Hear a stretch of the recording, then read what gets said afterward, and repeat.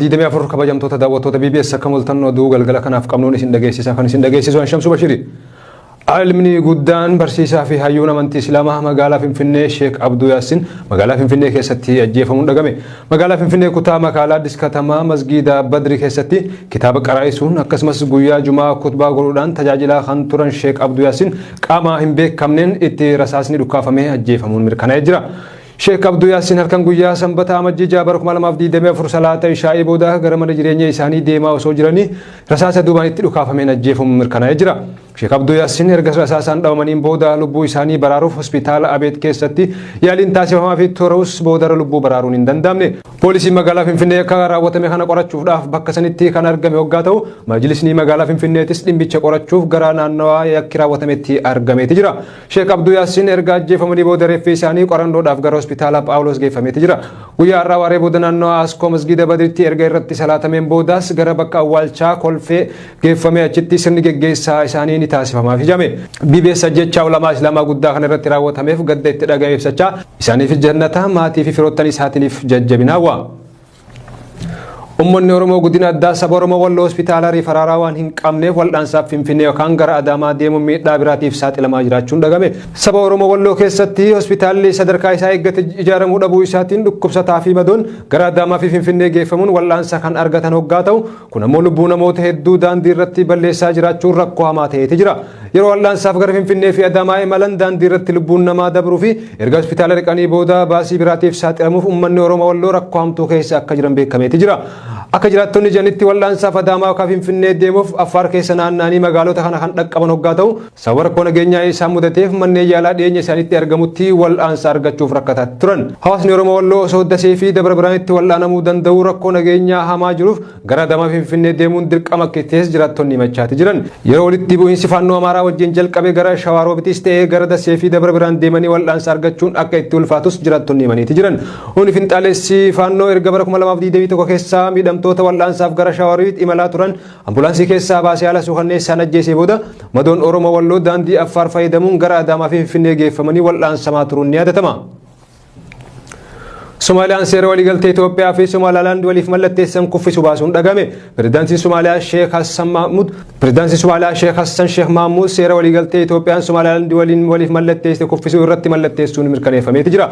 Pirezidaantichi ergaa kana toora Tiwiitaraa isaanii irratti dabarsaniin seera sanada wal hubannoo Itoophiyaa fi Somaalilaand irratti waliigalan kufaa taasisuu mallatteessaniiti jiran. Seerri kun tokkummaa, birmadummaa fi daangaa biyya keenyaa kabajuuf murteessaadha jedhan Pirezidaantiin Somaaliyaa Hassan Sheek Mahmuud ibsa isaanii kanaan Itoophiyaa waliigaltee wal hubannoo ulaa galaanaa ittiin argattuuf misoomsuuf isii dandeessi Somaalilaand waliin kan mallatteessite amajjii tokko bara 2024 ture. Bu'uura waliigaltee kanaatiin Itoophiyaan daangaa galaanaa kiiloomeetira 20 dheeratu kan argattu hoggaa ta'u bakka isaa ammoo Somaalilaand daandii qilleensa Itoophiyaa fi telekoomii Itoophiyaa keessaa akka fayyadamtu mootummaan ibseeti jira. Waliigaltee kana booda walgahii hatattamaa kan yaamte Somaaliyaan kun gonkumaa fudhatama hin qabu jechuun ibsa ejjennoo mul'isu baasteeti turte. Dhaabbata mootummoota gamtoomanis ta'ee gamtaa Afrikaa irraa beekamtii kan hin argatin jirtu Somaalilaand Itoophiyaa irraa beekamtii akka argattu dubbatamaa turus hanga ammatti wanni ifamame takka illee hin jiru. Somaalilaand akka qaama bulchiinsa isii tokkotti kan ilaaltu Somaaliyaan waliigaltee ministeera muummee Itoophiyaa Abiy Ahmad fi pirezidaantii Somaalilaand Musee Baayee irra ga'uun mormuudhaan ambaasaadara isii Finfinneedhaa yaamtee gara biyyatti akka galus gooteeti jirti.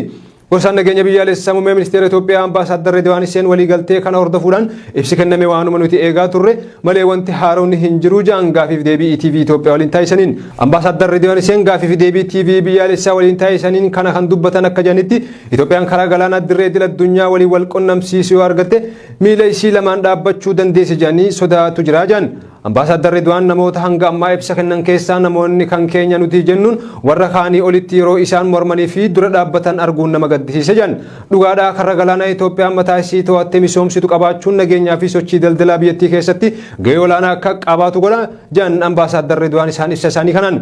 Ambaasaadarichi beekamtii Somaalilaand irrattis yaada kan kannan hoggaa ta'u walhubannoon keenya waliigaltee guutuu isaa dhumaarra ga'e lafa fudhannee adeemsichi yommuu xumuramu carraaqqii isaan beekamtii argachuuf taasisan ilaalchisee Itoophiyaan sadarkaa ejjennoo itti fudhattu irra akka geessu haalonni agarsiisan ni jira jedhani. Kanaaf waliigaltee kana harkaan hin gaanne garuu waliigaluu qabnaa jenne waliigallee jirra saniifis waliigaltee hubannoo mallatteessinee jirra si jedhan. Marii waliigaltee hunka itti fufuu ta'uu fi mariin biyyoota biroo waliin taasifnus akka jiraatu ambaasaaddarri Ridwaan Hussein ibsaniiti jiran. Karri galaanaa Somaaliyaand dhiyeessitu naannoo Loogaa Jaamuu kan Barbaraa fi Zeelaa jidduutti argamu ta'us ambaasaaddarri Ridwaan isaan ibsaniiti jiran. Waliigaltee Itoophiyaa fi Somaaliyaand hordofuun biyyoonni fi ardiilee yaada isaanii ibsachaati jiran. Dhaabbanni mootummoota gamtoomanii bara 2024 saffisni guddina dinagdee addunyaa dhibbentaa 2.4 akka ta'u raaguun dhagameeti jira. Bara 2024 keessa saffisni guddina dinagdee addunyaa harka 2.4 ta'u dhaabbanni mootummoota gamtoomanii kan raage hoggaa ta'u qaala'insi jireenyaa biyyoota guddachaa jiranii harka 10 ol ta'uu ragaan dhaabbata mootummoota gamtoomanii hunni addeessa. Dhaabbatichi ibsa kamisa dabaree baaseen guddinni dinagdee addunyaa bara 2023 2.7 ture bara 2024 gara 2.4tti gadi bu'aa jeeti jira. Akka dhaabbanni mootummoota gamtoomanii jedhutti guddina dinagdee addunyaa weerara koronaatiin dura bara 2019 keessa harka 3 turuun isaanii yaadatama. Dhaabbata mootummoota gamtoomaniitti daayirektarri qorannoo dinagdee fi imaammata addunyaa Hantaanuu Maakaarjii akka jedhanitti addunyaan saffisaa guddina dinagdee weerara koronaatiin dura turetti deebi'uuf carraaqaa jirti jette. Kana malees akka addunyaatti qaala'insi jireenyaa gara harka 3.9tti gadi kan bu'u ta'uu daayirektarittiin addeessaniiti jiran. Haa ta'u malee biyyoota guddachaa jiran keessatti bara 2024 qaala'insi jireenyaa harka 10 akka ta'u raagamee jira kanneen wal qabate qaala'insi jireenyaa kan hammaatu yoo ta'u beelaa fi hiyyummaan kan itti fufu ta'uu raagichi mul'iseeti jira. Dhaabbatichatti gulaalaa dinagdee idil addunyaa kan ta'an Hamid Rashid gama isaatiin tumsi idil addunyaa yoo cimuu baate daldala idil addunyaa deebisanii warraaqsuun ulfaataadha jedhe. Weerara koronaa bara 2019 mudatee fi waraana garaagaraa addunyaa mudatanii wal qabatee saffisni guddina addunyaa gadi bu'uun qaala'insi jireenyaa hammaatee turuun isaanii beekama. Instituutiin qorannoo fi qo'annoo Oromoo akka haaratti irra deebiin erga hundaa'es kitaabota seenaa, duudhaa fi aadaa Oromoo irratti xiyyeeffatan 71 ol maxxansiisuu ibsee jira.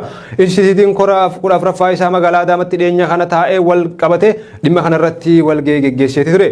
Daayirektarri Instituutii qorannoo fi qo'annoo Oromoo Dirribaa Tafarraa akka jedhanitti instituutichi hundeeffame isaa irraa kaasee hojiilee seenaa, aadaa fi duudhaa uummatichaa daban sirreessuu irratti bal'inaan hojjechaa turuudha himan. Itti dabaluus hojii seenaa uummatichaa dabe sirreessuun duudhaa sabichaa ijaarsa biyyaaf oolchuu keessatti gaheen hayyoota olaanaa ta'uu dubbatan. Instituutichi akka haaraatti irra deebiin erga hundaa'es kitaabota seenaa, duudhaa fi aadaa Oromoo irratti xiyyeeffatan 71 ol maxxansuu ibsuun dhaloota seenaa, aadaa fi duudhaa isaa hubatee ijaarsa biyyaa keessatti gahee isaa baatu gochuudhaaf hojjechaa jiraachuudha himan.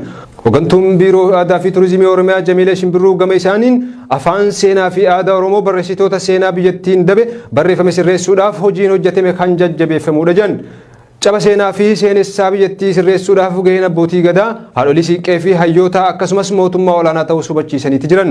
Sadarkaa pirezidaantiitti aanatti qindeessaan kilaastara hawaasummaa Abdullaakiin Muluu mootummaan naannichaa hojiilee qorannoo fi qo'annoo aadaa, seenaa, duudhaa, afaanii fi aartii Oromoof xiyyeeffannoo kennuun hojjechaa jiraachuus ibsan. Qorannoowwan hojjetaman beekumsaa fi saayinsiin kan bu'uureffatanii fi dhugaa Oromoo deebisuuf akka dandeessan ta'uunis himamee jira.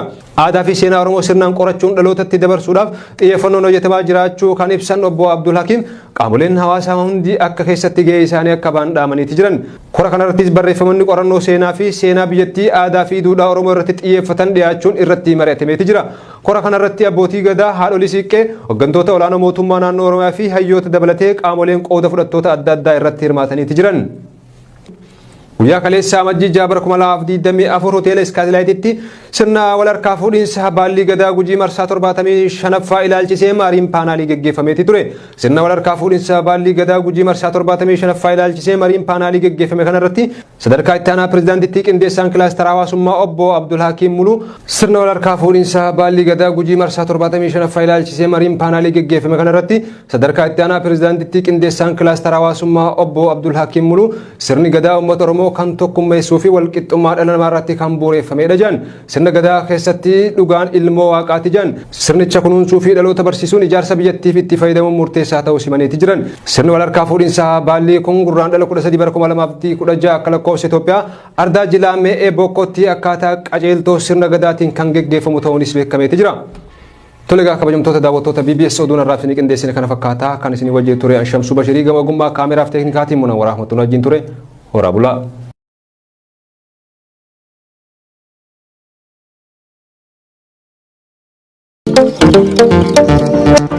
Thank you.